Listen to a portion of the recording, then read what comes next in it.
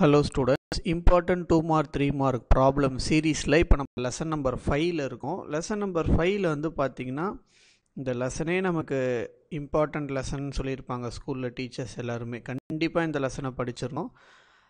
அப்ப அந்த இது ஆர்டர்ல பாத்தீங்கன்னா இந்த எக்ஸாம்பிள் ப்ராப்ளம் 5.3 வந்து ரொம்ப முக்கியம்.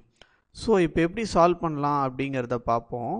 ஃபர்ஸ்ட் கொஸ்டினை படிச்சுப்போம். கம்ப்யூட் த ஸ்பீடு. நம்ம கிட்ட என்ன கேட்குறாங்கன்னா நம்ம வந்து ஸ்பீடு கண்டுபிடிக்கணும். சரியா? அப்போ v is equal to question mark, அதுதான் நம்ம கண்டுபிடிக்கணும்.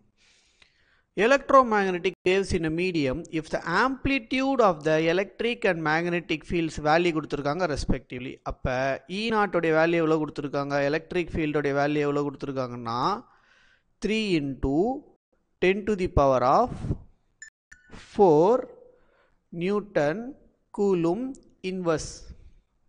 கரெக்டா? அடுத்து B0 உடைய வேல்யூ எவ்வளோ கொடுத்துருக்காங்கன்னா B0 உடைய வேல்யூ மேக்னெட்டிக் ஃபீல்டோடைய வேல்யூ எவ்வளோ கொடுத்துருக்காங்கன்னா 2 into 10 to the power of -4 Tesla. ஓகேவா? ரைட். அப்போ நமக்கு தெரிஞ்ச ஃபார்முலா என்ன இந்த இடத்துல? நமக்கு தெரிஞ்ச formula V is equal to என்னன்னு போடுவோம் நம்ம E0 divided by B0. கரெக்டா?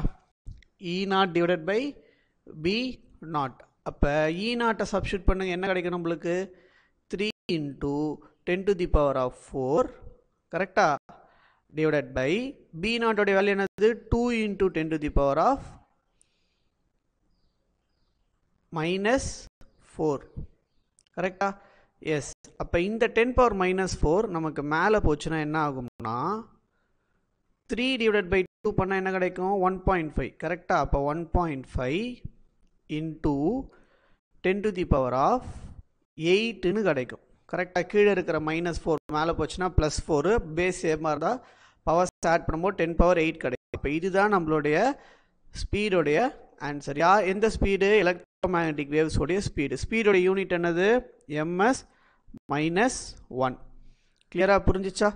ஸோ ஒரு இம்பார்ட்டன்ட் ப்ராப்ளம் கண்டிப்பாக ப்ராக்டிஸ் பண்ணிவிடுங்க. ரொம்ப சிம்பிள். இதெல்லாம் கேட்டாங்கன்னா நமக்கு சரியான லக்கு அப்படின்னு அர்த்தம். ஸோ இம்பார்ட்டன்ட் 2 மார்க்கில் கேட்கக்கூடிய ஒரு problem. Thank you so much. Practice மோர்.